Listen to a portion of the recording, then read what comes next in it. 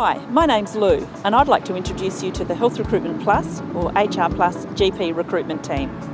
Sarah, Jason and Fran. Through our video clips, we'd like to guide you through the steps of recruitment and registration in readiness for working as a general practitioner in Tasmania.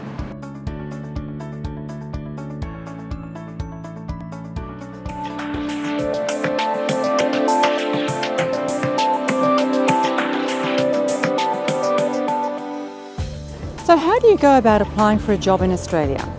If you're a doctor who trained outside Australia, you'll soon become familiar with the term International Medical Graduate, or IMG. If you obtained your primary medical degree outside Australia and are considering working here, the following information will assist us to assess your eligibility to gain registration. The first thing we look at is a current CV. The information on your CV is important to us and to the Australian Health Practitioner Regulation Agency, or AHPRA. AHPRA is the body responsible for the registration of all medical and health practitioners in Australia. It is a national authority with offices in each state. Back to the CV.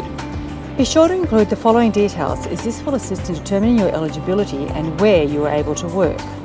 Your full name, date of birth, your nationality or Australian residency status, where you obtained your primary medical degree, details of your hospital internship, any postgraduate qualifications, your general practice experience, a minimum of 4 to 5 years is required, a full employment history listing any gaps in your work history, details of your Australian Medical Council or AMC results, and finally, where you hold current registration.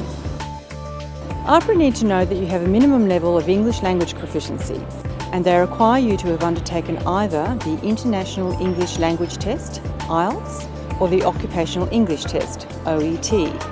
For IELTS, a pass of 7 or above is required in each of the 4 categories. For OET, A or B in each of the categories. Results must be obtained at the one sitting and must be no older than 2 years at the time of your application for registration. Pre-employment structured clinical interview. You will hear this referred to as the PESCI. Once again, this is an AHPRA requirement to ensure you have the clinical skills appropriate to the GP position you have been offered. You don't need to have done a PESCI until you have been offered a position, but if you have already done a PESCI for another position in another state, it is best you share that with us at this stage.